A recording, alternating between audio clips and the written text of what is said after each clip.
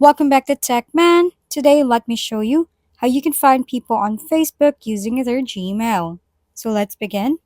First, open your Facebook app and go to the search bar located at the upper right and enter the email address of the person you're looking for.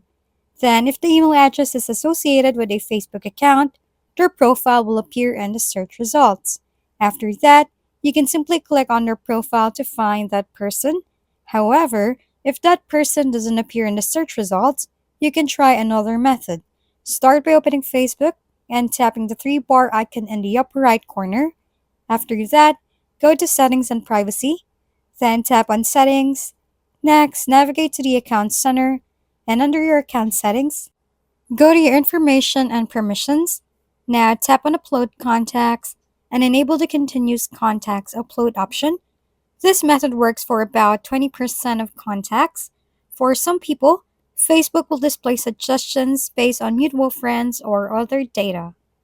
If we've been helpful, kindly give us a thumbs up and don't forget to hit the subscribe and bell button for more contents. For any questions and suggestions, comment down below.